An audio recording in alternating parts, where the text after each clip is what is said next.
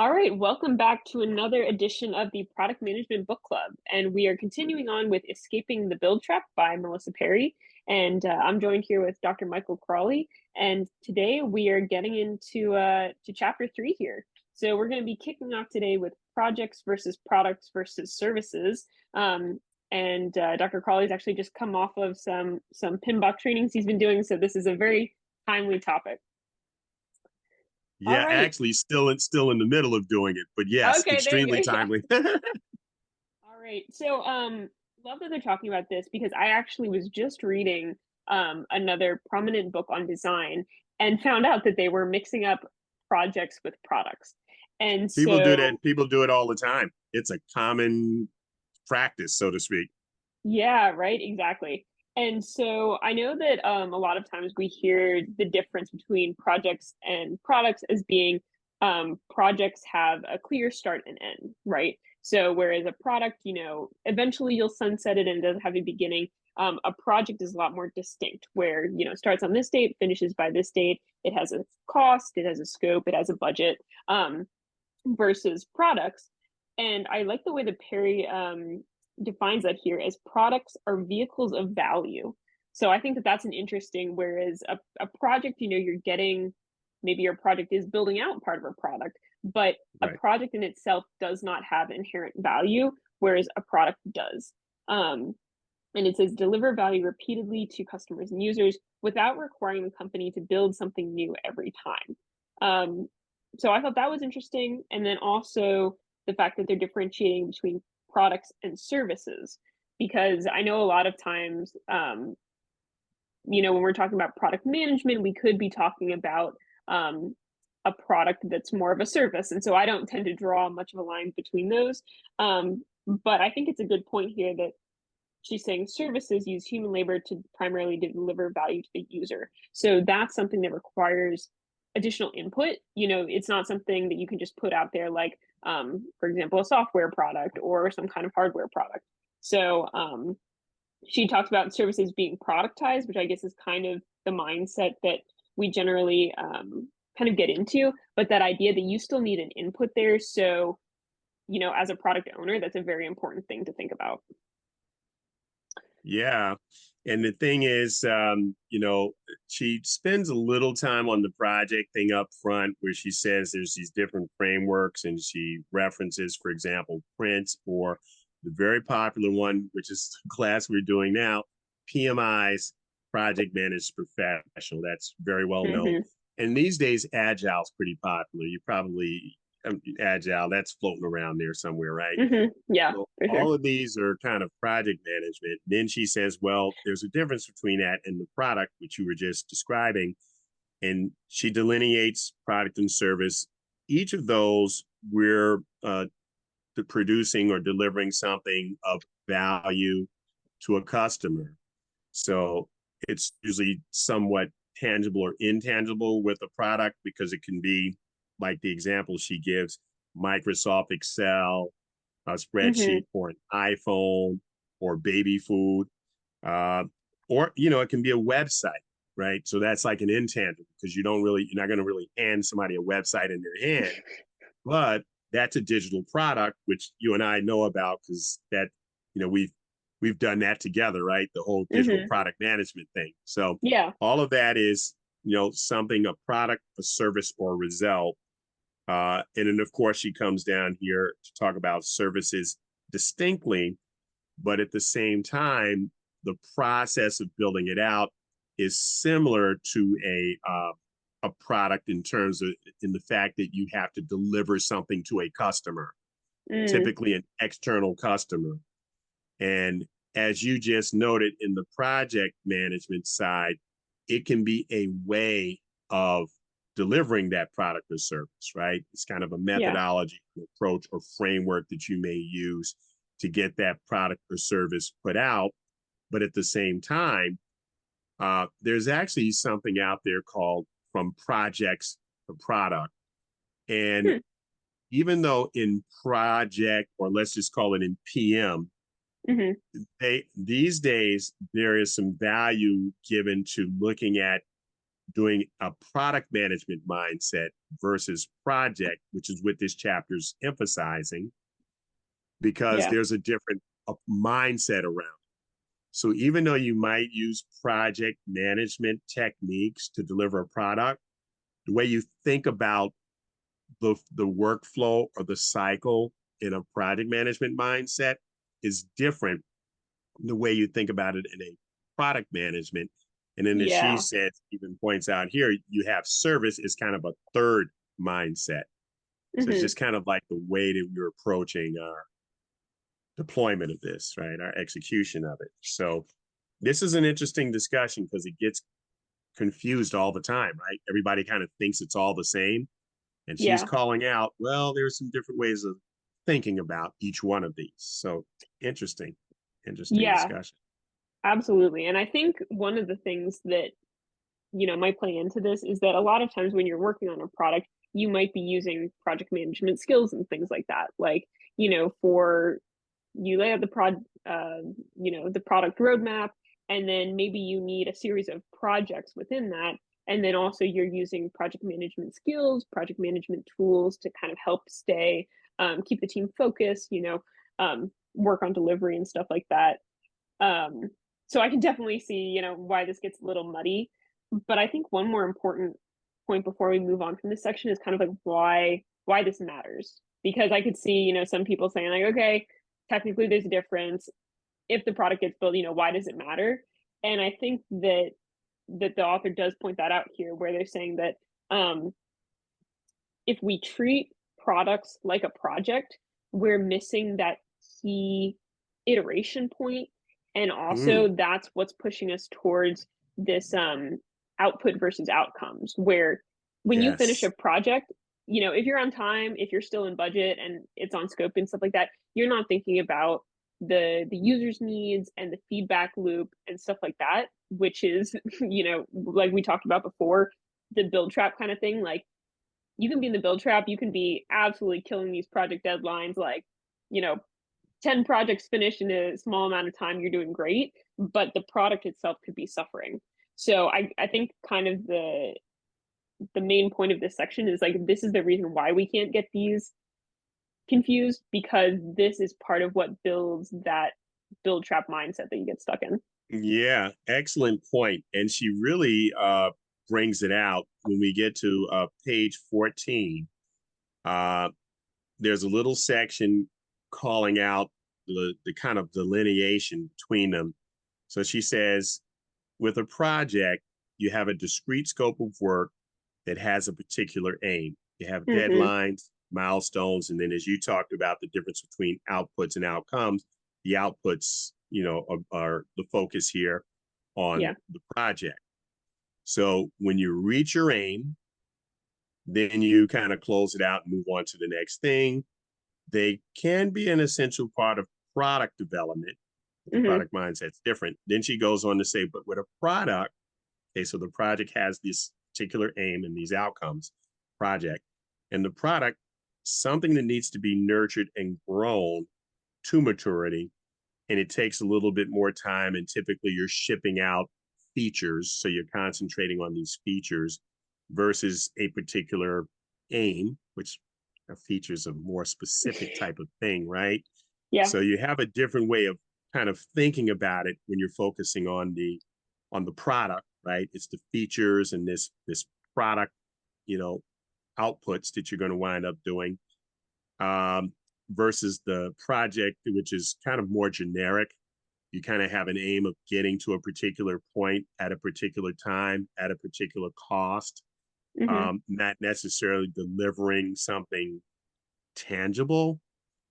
And so that's why she's saying the concept of product management and having product managers is so critical because of this longer trajectory, so to speak, and the fact that you have these, I want to say tangible, but again, products can be intangible, like a Mm-hmm. website, but Yeah. you do have something very specific that a customer on the other end is looking to get some value from. Right? You're looking to deliver this value to the customer in some form, and that customer knows they've requested this particular deliverable, Hmm. this particular outcome. Yeah. So, or I don't know, I guess tangible, a little bit more time to nurture and grow it on the Hmm. product mindset, a little bit more thinking about value Yeah. and about customer centricity with the Hmm. product versus more of a process mindset with a project, right? Product is kind of Yeah. process driven, and the product is like value and customer driven. Yeah. Yeah, absolutely. And so when we're talking about, and I think that's actually, if we want to segue into the next section, why that product led mindset is the mindset we need for our organization. And I think you had that keyword that you just said, value, where if we want to provide value as a company, then we need to prioritize the mindset that focuses on that value, which is the product mindset. Um, so this next section gets into like how we become a product led company and what's the difference between a company that is product led and maybe one that isn't. And I thought this was really interesting reading through this. They start talking about sales led companies, and it says many small companies start off as sales led, and that can be okay. And I kind of thought these was one of those things where, like, maybe you can salvage a company that's not product led, but like, absolutely, you got to start off with product led. Like, that's where, the gold is. That's where company success comes from. And I know that that's a problem for a lot of companies because they're saying, we want to provide value to the customer, but at the end of the day, a company needs to make money, right? In order to keep being into the race, in order to keep participating, you Yeah. need capital. Um, and so maybe it does make sense to be sales led at first. Um, so I thought this was really interesting talking about um, that and kind of how long you can be sales led before you need to start transitioning to product led. So I thought that was interesting. That is really interesting. First of all, to even draw a distinction, because a lot of times I don't know if people are understanding that, like, there's a difference. Like, you just kind of Hmm. go in there and do it. Yeah. And many organizations are sales led and stay sales led because, of course, the definition of the nature of many companies is to make money. That's Yeah. why we're in business. So Yeah. obviously, sales is what does that. And that tends to be the driver and stay the driver. And for her, these lines of sales led versus visionary versus technology versus product says, well, first of all, there's a few different ways of looking at this. Hmm. And secondly, you don't want to stay only sales led per se, but it might not be a bad idea to start off that way, just kind of get the ball rolling and prime the pump. But you Yeah. do want to have these other considerations because there's value in looking at this in other ways. And, that might dictate how you move forward. Yeah. Yeah. And then they talk about the end of that section. This leaves no room for product teams to strategize or explore what could push the company further. So in sales led, I think they're saying the main risk is you kind of get into this eddy where it's like, you're not moving forward, you're not really innovating. And we know the companies that don't innovate, those are the ones that die eventually. Yeah. She even said, in this same page 15, uh, many companies do not want to go to other these other ways of thinking potentially. Hmm. Stay sales led far longer than they should. And Yeah. so their sales processes wind up staying ahead of kind of the product strategy. And then that can be detrimental. A lot of companies fall in this build trap. There are a lot of build traps here that she warns us about, this being one of them. That if you're not careful and you just stay sales led too long, Yeah. which many companies do, that things Hmm. that are driving a lot of companies that been involved in a lot of them, sales, sales, sales, sales, sales, money, money, money, money. Yeah. You're losing sight of some very important elements like customer centricity and value, drivers, because you're more focused on that bottom line. And we may be missing something along the way if we're not careful. Yeah. Absolutely. And so they talk about sales led, which I think honestly is the majority of companies. And then I think it's kind of natural to think, okay, if we're thinking about the companies that we've seen, like, are there any companies that we don't think are product led that maybe look like they've been pretty successful.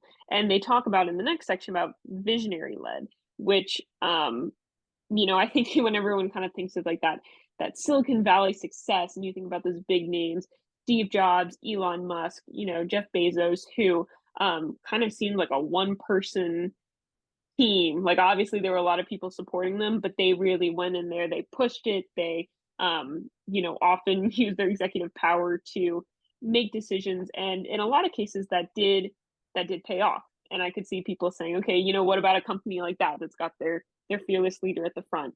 And they're saying, Melissa Perry even says here, these companies can be very powerful when you have the right visionary. So obviously there's some important caveats there. But then also that's not sustainable. So there's a great quote in this section that said, innovation needs to be baked into the system so that one person is not the weakest link. And we've seen that with Mm, companies where if that person leaves, or if that person, has a competing interest or something like that, that the company can tank. Or even, if we're talking about financial success, even with Tesla, we've seen lots of fluctuations in the stock based on what Elon Musk is saying at that particular moment. yes. So, when we're thinking about stability, like visionary led, I think potentially we're thinking about in terms of kind of like rockets, like hot, fast burn, but it doesn't last potentially. So, Yeah, because you have a single point of failure, and they use the Apple example still for that because, of course, Jobs was just this phenomenal type of thinker, mhm, and when he was gone, and Tim Cook took over, Apple didn't quite. They had to kind of regain the momentum because there's not another Steve Jobs, right? And so yeah. once that visionary Steve Jobs persona, whoever it might be, is no longer there, you know, what happens? Like, are you able to still, is the company still able to grow in the same way because that visionary element is not quite the same? Right? Yeah. And actually, like, let's talk about Apple for a second. Since, Tim Cook took over, if we're just thinking about Apple as a company, like there hasn't been another iPhone. There hasn't been they're expanding on the iPhones. Obviously like the Mac Mini, great evolution of their desktop. We got the Apple Watch and stuff like that, but I really haven't seen any recent Apple products that it's like the same kind of mind-blowing, completely changing the direction of technology the way that those early Apple products That's did. right. And Jobs did it a couple of times, right? So, the Hmm. Mac and the Lisa, when he came out with that, then he innovated, putting music on a small device with the little what did you call those Oh, when the you little first nano iPod nanos. yeah, the Oh, are you talking about iPods. AirPods? Yeah, Yeah. the pods. They were the first ones to do that. Nobody Yeah. was, and he kind of put it out. And as a visionary leader, he's like, imagine you can have your entire album collection on a portable device that you carry around with you and sticking a thing and playing in your car. And, you just Hmm. walk around with your record collection. And people are like, what are you talking about? And then he Yeah. introduced the iPods, right? And then just one thing after another. And to your point, since that big splash hasn't really happened, right? It's just kind of, they've just been kind of sustaining with foundation he already laid. I don't know if Hmm. this Vision Pro might do it, because a lot of people are talking about that. Mm. Good Glasses, point. Yeah. that at their price point, so Jobs had a way of being able to even get over that price point hurdle. And one of the things to stop and because you have Oculus and some other glasses, but everybody's saying the Vision Pro, that's the one. But you don't see them all over the place because not everybody can afford them. So there's a gap there, right, somewhere. So yeah, there Yeah. hasn't been that Steve Jobs bang since Steve Jobs. Yeah. So here's a little bit of a hot take. So we go from visionary led to the third category, which is technology led. And I would almost argue that since Steve Jobs, Apple has switched from being a visionary led company to being a technology led, because we Mm, can see that they're kind of chasing the new trends, like, right. with the VR sets and, menus and Yes. stuff like that. I think we're seeing more that they can see something on the horizon. And of course, now they've got a huge user base, a lot of capital to work with, a lot of influence. And it seems to me like they're being more technology led now than visionary.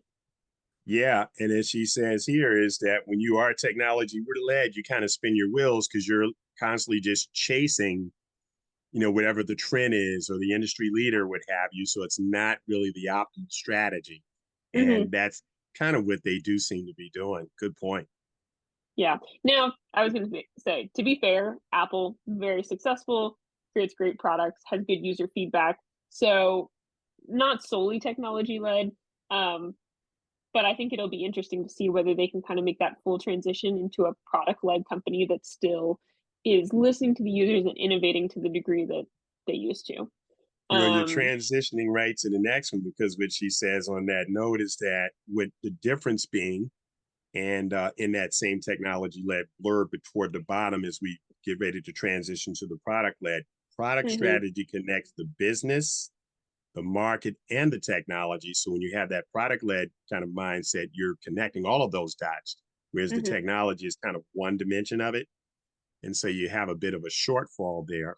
And that's why she's kind of pushing toward this kind of last part of the discussion, the technology led, which you're getting ready to enter into now, because it connects all the dots, right? You're looking at it from a Yeah, more holistic perspective.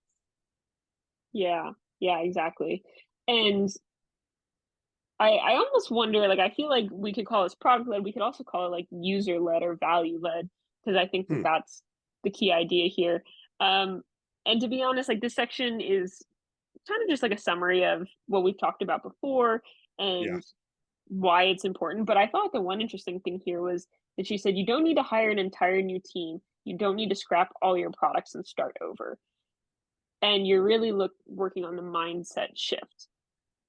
And I think that's interesting because I was, you worked with different companies that are definitely not product led, and I've remembered thinking in the past like you almost need a blank slate. Like there's in order to get everyone to, because like it's embedded in the products, it's embedded in the systems, um, and sometimes it does seem like it would be so hard to transition to a product led mindset. Um, so it's interesting, and I hope that there will be more support for this later in the book. Like Right. how can you make that transition with your existing team and with your existing products? Like, why is it that it's not just best to start over with a blank slate? But just hypothetically. Um, Yeah. but yeah, Yeah. how do you do that? Yeah.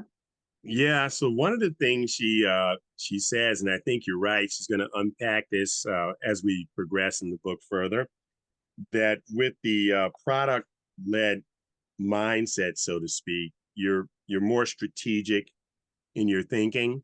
So Mm-hmm. you're looking at several variables. The roles in the organization. This is like page number 16 and top of 17. Mm-hmm. The strategy itself, the processes, the organization, and of course, this is all being driven to make sure that we're delivering value to the customer. So it's a more holistic perspective on how you're moving forward. And it almost seems like these other approaches are more siloed.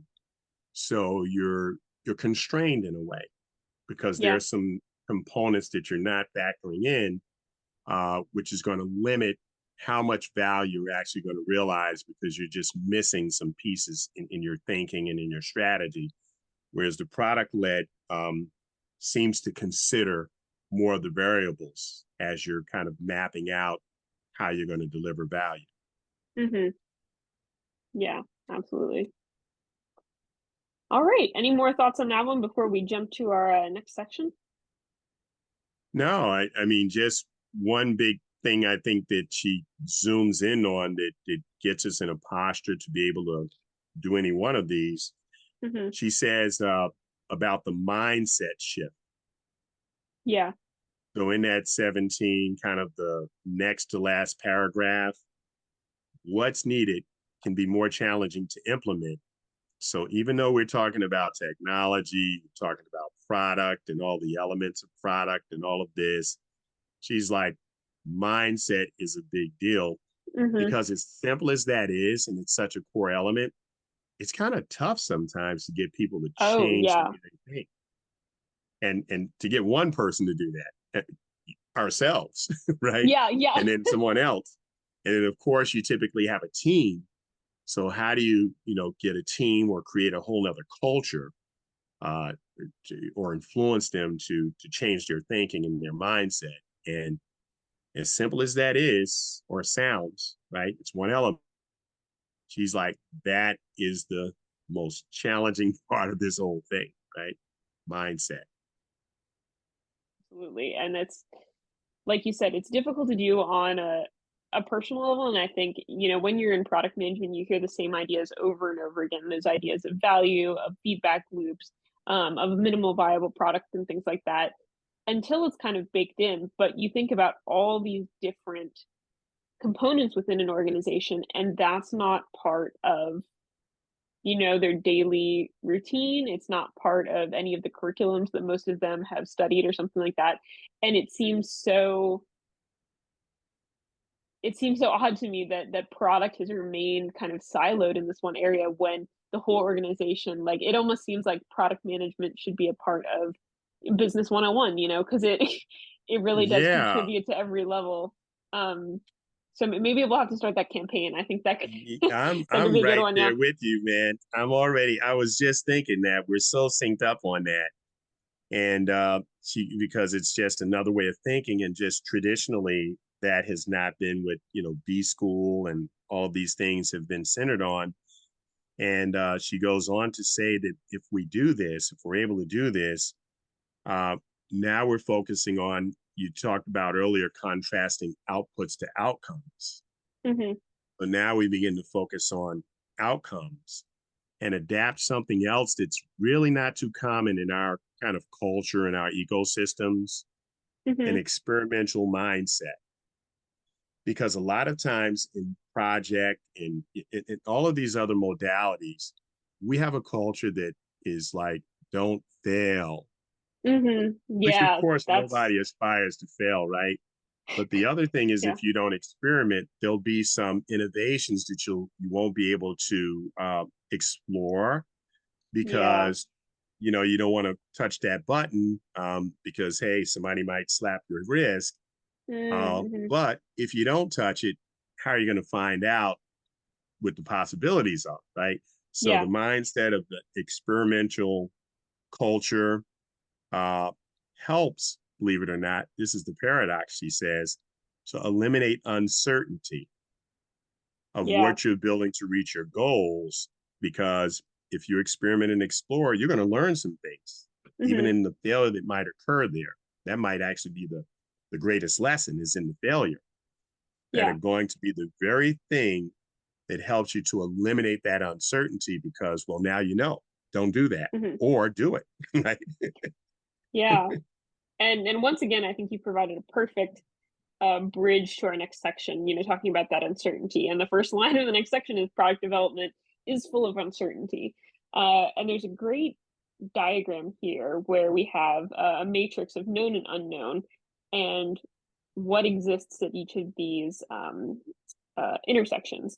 So things that are known and known are facts, are unknown, known are questions, like things that we know we're not sure about that we have to answer with regards to a product. Um, uh, Known unknowns, so things that we kind of understand, we don't know that we know them, but I would almost call that like your gut instinct, the intuition part, where you hear Right. something and you're like, I don't know why that doesn't sit right, but um I know that that's not the right direction for us to go in. And the unknown unknown, which is discovery, and that one really got me, because I think that is the key to product management, is this the discovery phase, and the idea that you have to go out and find out what you're not aware of. And that's the piece that's missing from so many other processes that use like the scientific method and say like, yeah, it's important to talk to users, but um you can just use users who already have the product, and we'll just give them a survey and things like that.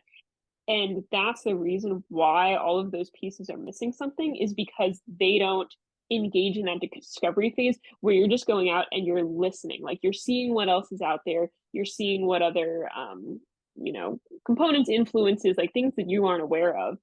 And that's a crucial part of product management that doesn't exist in a lot of other spaces.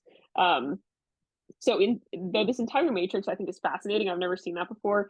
I think that discovery piece is really the powerful one in this section. Yeah, and without experimentation, we never like we're not gonna go into that zone, Hmm. which is, as she's pointing out here from a massive amount of product experience, is where those breakthroughs actually occur. Hmm. So that is a very interesting, cool mindset that needs to be developed because if not, we're kind of constraining ourselves from being able to kind of get into those unknown territories, which Yeah. is where discovery and breakthrough happen. So Hmm. this is powerful, really Yeah. powerful. I'm putting an exclamation point Yeah. next to it, right? Yeah. Because we don't, right? I mean, a lot of the, as you Hmm. say, in academia, it's not really encouraged in the corporate structure. It's not because everything's working perfectly. Don't break it. Hmm. It's kind of our mindset typically. Yeah. Yeah, And definitely. when you're doing product and innovating and bringing solutions and that type of thing, I mean, how do discover what the next possibility of AI is, Yeah, unless you kind of go into that realm and explore and discover. absolutely. Absolutely.